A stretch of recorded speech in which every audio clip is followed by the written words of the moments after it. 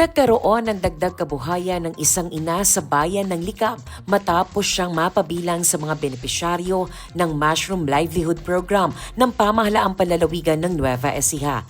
Si Nadia Ventura, residente ng Barangay Poblacion Sur, ay kabilang sa mga nabigyan ng 100 fruiting bags ng kabute sa ilalim ng naturang programa na layong magbigay ng alternatibong pagkakakitaan sa mga pamilyang may limitadong pinagkukunan ng kita.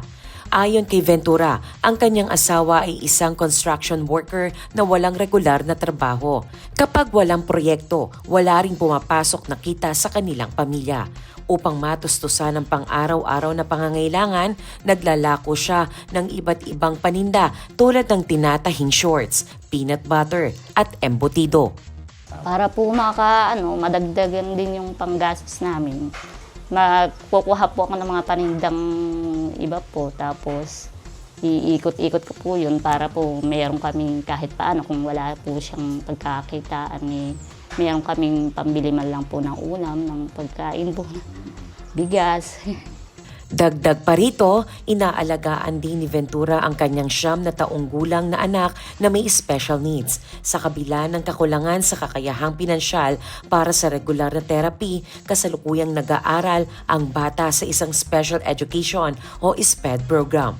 Nang matanggap ni Ventura ang mushroom growing kit mula sa pamahalaang panlalawigan, agad siyang nagsimula sa pag-aalaga ng kabute sa kanilang tahanan katuwang ang kanyang anak. Sa kasalukuyan, ginagamit ni Ventura ang kabute bilang sahog sa gulay at alternatibong ulam sa kanilang bahay, habang ang sobrang ani ay ipinagbibili sa kanilang lugar. Napakalaki pong tulong din kahit paano po kasi gayon po, meron akong pinaglilibangan na bukod po sa pag-aalaga sa anak ko. Tapos nakakapagbenta na rin po ako ng kahit paanong kabuti simula po nung nagtumubo. Sobrang ko nga po nung nakita kong may tumubo ng kabuti na para po bang nawala yung mas sinipagan na mo pa po yung pag-aalaga sa kanya. Mayroon na po kong naha-harvest. Ayan, din po sa pang-ulam-ulam po. Pagka po meron kaming ilalagay namin sa saluyot, papaya po.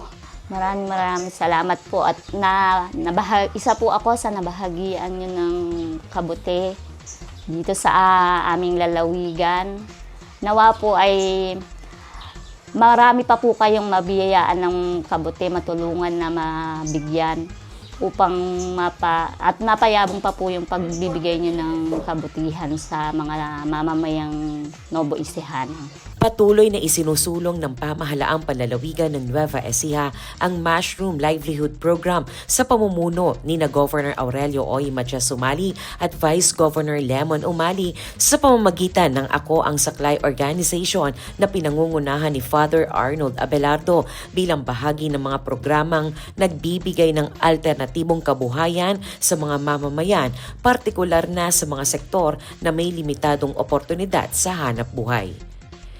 Shane Tolentino para sa Balitang Unang Sigaw.